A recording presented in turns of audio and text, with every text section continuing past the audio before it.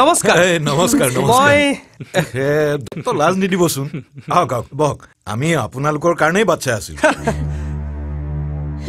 ৰাজু ইয়াতে আছিল কিবা এটা কাম আছে বুলি এই মাত্ৰ ওলাই গৈছে ৰাজ আপুনি এবাৰ কি কৈছে মিছেছ চৌধুৰী কিয় কি হ'ল কিন্তু ৰাজটো আমাৰ লগতে আছে গুড ইভিনিং এভৰিবডি ৰাজ এও মানে হেৰা নিশ্চয় কিবা এটা ভুল হৈছে হে ভুল নহয় মন্দিৰা স্মিতাক মাতা স্মিতা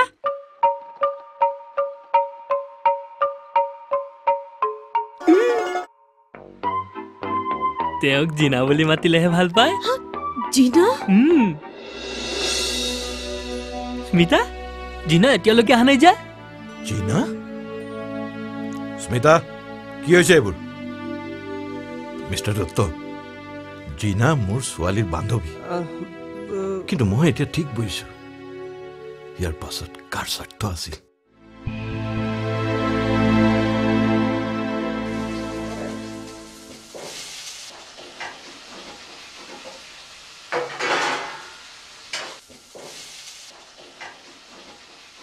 সেইকাৰণে মই তোক বাৰে বাৰে সকিয়াই আছিলো যে জুইৰ লগত খেলা নকৰিবি কিন্তু নাই সঞ্জয় চৌধুৰীৰ সম্পত্তিৰ লোভত অমৰদা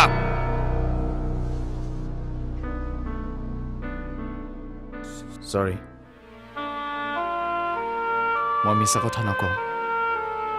তোমাৰ পৰা সুজিত দত্তৰ ভাগ্য পৰিৱৰ্তনৰ কথা জানি মোৰো লোভ হৈছিল আৰু সেইকাৰণে মই স্মিতাৰ কাষ চাপিছিলোঁ আজি হয়তো কোনেও বিশ্বাস নকৰিব যে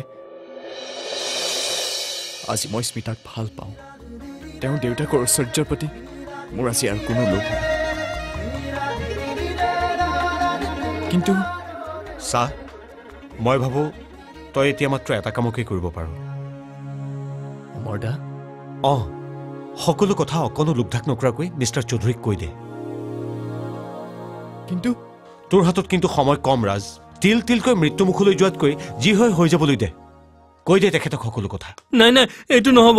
ভুল হ'ল যি হ'ল মই কিন্তু জিনাৰ বাহিৰে আৰু কাৰো কথা ভাবিব নোৱাৰো কিন্তু তুমিতো মিষ্টাৰ চৌধুৰীহঁতৰ কথাটো ভাবিব লাগিব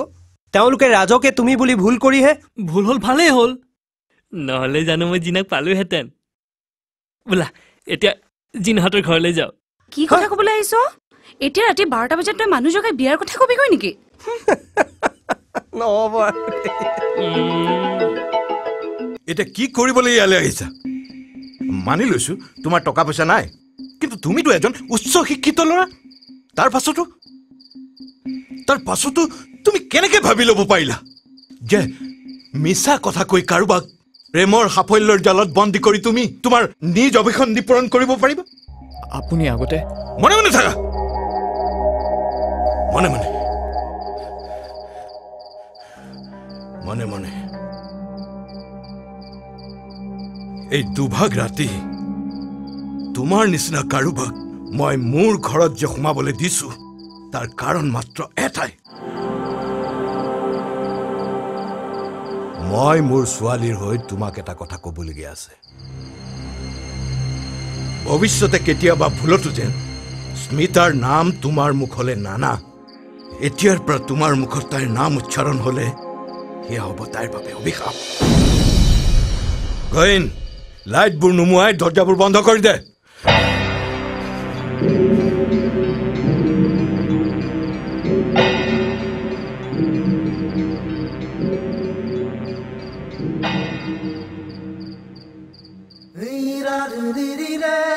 আপোনাৰ একো ক'বলৈ নাই